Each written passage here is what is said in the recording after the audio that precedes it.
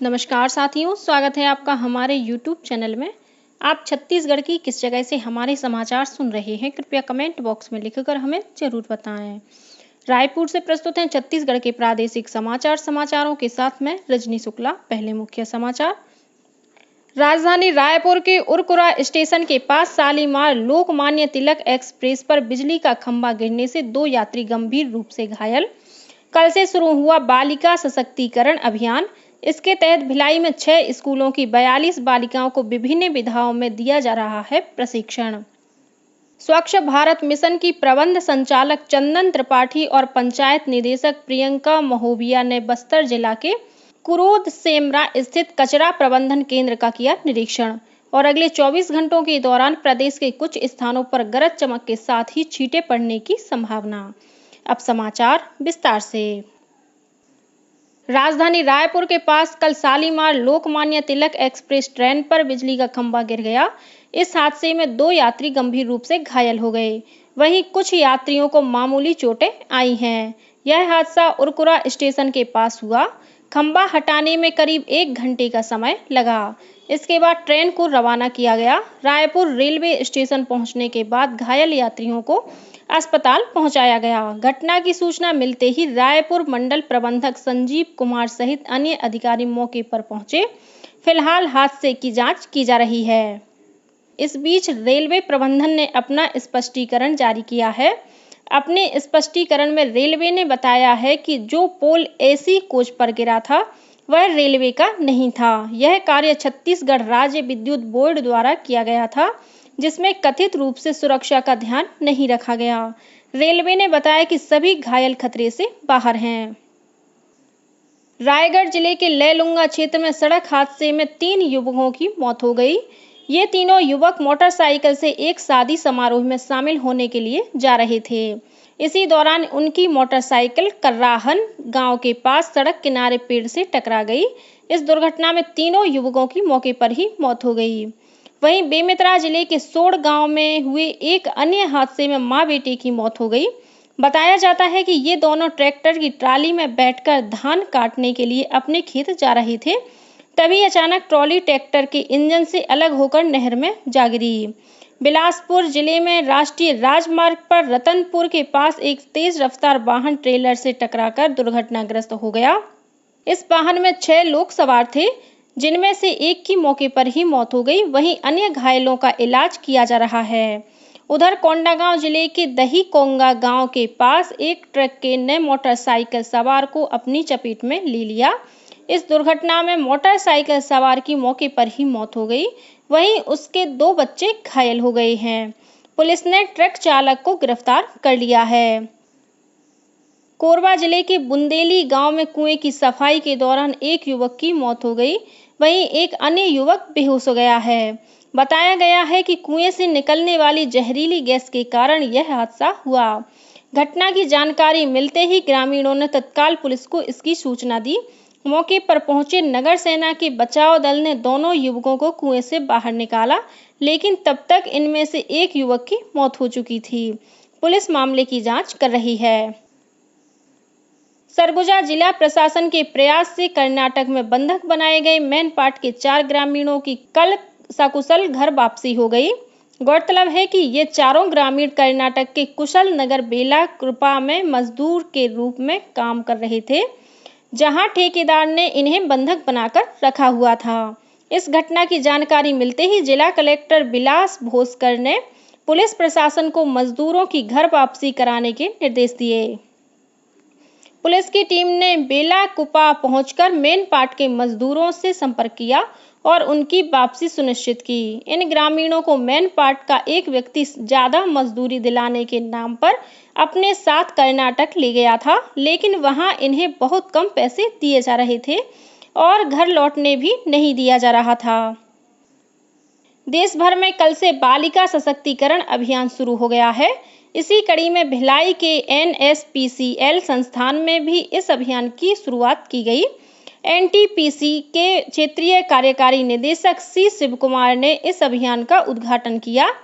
कार्यक्रम की अध्यक्षता NSPCL के महाप्रबंधक सोमनाथ चट्टोपाध्याय ने की। इस अवसर पर बालिकाएं सक्षम राष्ट्र उत्तम शीर्षक से तैयार की गई स्मारिका का विमोचन भी किया गया। इस अभियान के तहत चुने गए विभिन्न गांवों के 6 स्कूलों की 42 बालिकाओं को शिक्षा, कंप्यूटर विज्ञान, शारीरिक शिक्षा, योग, कला और शिल्प जैसे विषयों में प्रशिक्षण दिया जाएगा। यह 1 महीने तक चलेगा।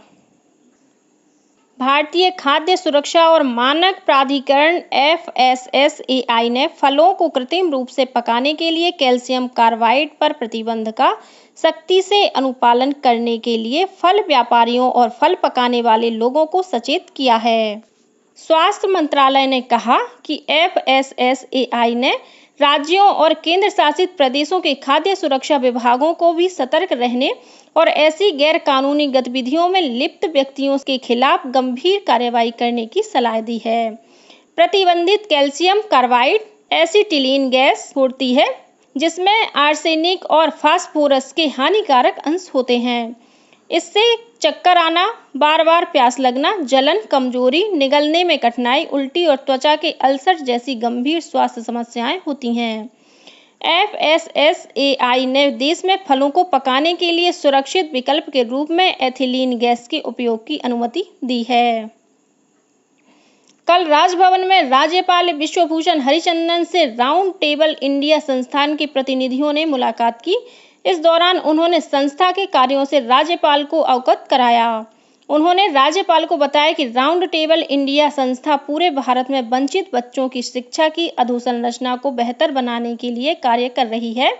संस्था ने पूरे देश में बच्चों के लिए 9000 से अधिक कक्षा भवन बनाए हैं। इसके अलावा खेल मैदान और शौचालय का निर्माण भी कराया है। वहीं छत्तीसगढ़ के 50 से अधिक स्कूलों में भी करीब 250 कक्षाएं तैयार की गई हैं। स्वच्छ भारत मिशन की प्रबंध संचालक चंदन त्रिपाठी और पंचायत निदेशक प्रियंका महोबिया ने बस्तर जिला के ग्राम बुरूद सेमरा स्थित मटेरियल रिसाइकल फैक्ट्री सेंटर का निरीक्षण किया। दोनों अधिकारियों ने MRF सेंटर में कचरे को इकट्ठा करने की व्यवस्था जानने के अलावा इसे अलग करने की तकनीकी के बारे में भी जानकारी प्राप्त की। इस अवसर पर बस्तर में प्लास्टिक सामग्रियों को रिसाइकल परियोजनाओं को समझने और छत्तीसगढ़ के अन्य जिलों में इसी तरह की परियोजनाओं को लागू करने की संभावना का पता लगाने का प्रयास किया गया। अधिकारियों ने संस्था में काम करने वाले सफाई मित्रों के साथ बातचीत भी की। शक्ति जिले के अकलसरा में अवैध राखड़ डंप की शिकायत पर प्रशासन ने कार्रवाई की है। इस मामले में अवैध राखड़ डंप करते 2 ट्रेलर वाहन को जब्त भी किया गया है। गौरतलब है कि परेशान ग्रामीणों की बार-बार शिकायत पर कलेक्टर अमृत विकास तोपनो ने तहसीलदार को इस मामले की जांच के निर्देश दिए थे। मोहिला मानपुर जिले के कलेक्टर S जयवर्धन के निर्देश पर कृषि विभाग ने अवैध जैविक खाद के बड़े जखीरे को जब्त किया है। विभाग के अधिकारियों ने हर्रा टोला में ट्रक से 243 क्विंटल अवैध जैविक खाद बरामद किया है। वहीं मोटेपार गांव में एक व्यावसायिक भवन में छापामार कार्रवाई करते हुए अवैध रूप से भंडारण किए गए जैव उत्प्रेरक को भी जब्त किया गया है।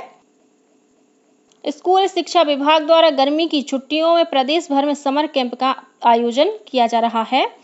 विभाग के सचिव सिद्धार्थ कोमल सिंह परदेसी के निर्देश पर बस्तर, दुर्ग, रायपुर, बिलासपुर और सरगुजा संभाग में खेल में बच्चों को बुनियादी साक्षरता के साथ ही संख्या ज्ञान सिखाया जा रहा है। इस कैंप में spoken English, calligraphy, Rubik's, science model, handicraft, योग और ध्यान, आर्टिफिशियल इंटेलिजेंस, पेंटिंग, बांसुरी वादन, नृत्य, गायन, कठपुतली, मेहंदी, शतरंज, रस्सी कूद, वॉलीबॉल, खो-खो, फुटबॉल, ताइक्वांडो जैसी अनेक विधाओं को शामिल किया गया है। कैंप का आयोजन सुबह 7 बजे से 9:30 बजे तक किया जा रहा है। यह कैंप पूरी तरह स्वैच्छिक है। इसमें कोई भी प्रतिभागी अपनी रुचि की विधा में शामिल हो सकता है। गौरतलब है कि बच्चों में छुपी हुई प्रतिभा को उभारने के अलावा मनोरंजन के साथ स्वस्थ वातावरण देकर उनके आत्मविश्वास को बढ़ाने के लिए यह कैंप आयोजित किया जा रहा है। राष्ट्रीय पिछड़ा वर्ग आयोग की रिपोर्ट के अनुसार देश में अनुसूचित जाति श्रेणी के अध्ययनरत विद्यार्थियों की संख्या 2014-15 के मुकाबले 44% बढ़ गई है। वर्ष 2014-15 में यह संख्या 46 लाख थी, जो 2021-22 में 66 लाख हो गई है। अल्पसंख्यक महिला विद्यार्थियों की संख्या भी 2014-15 के मुकाबले 42% बढ़ी है। अनुसूचित जाति की महिला विद्यार्थियों को संख्या में 51% और अनुसूचित जनजाति के दाखिले में 65% से अधिक की वृद्धि दर्ज की गई है। रिपोर्ट के अनुसार वर्ष 2020-21 में अन्य पिछड़ा वर्ग के विद्यार्थियों के लिए 27% आरक्षण को कार्यान्वित किया गया, जिससे 34,000 से अधिक बच्चों को दाखिला मिला। राष्ट्रीय महत्व के संस्थानों में अन्य पिछड़ा वर्ग के दाखिले में 71% की वृद्धि हुई है और इसमें महिलाओं की संख्या बढ़कर दोगुनी हो गई है। और अब पेश है मौसम का हाल। प्रदेश में भारी गर्मी के बीच कुछ स्थानों पर बारिश का सिलसिला जारी है। मौसम विभाग के मुताबिक आज 1-2 स्थानों पर हल्की वर्षा और गरज चमक के साथ छींटे पड़ने की संभावना है। वहीं कुछ स्थानों पर अंधड़ चलने और वज्रपात होने की भी चेतावनी दी गई है। मौसम विभाग के अनुसार उत्तर प्रदेश से उत्तर बांग्लादेश तक एक द्रोणिका बनी हुई है।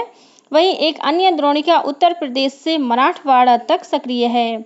इसके प्रभाव से छत्तीसगढ़ के कुछ स्थानों पर आज हल्की वर्षा हो सकती है। इसी के साथ छत्तीसगढ़ के समाचारों का ये बुलेटिन समाप्त हुआ। नमस्कार।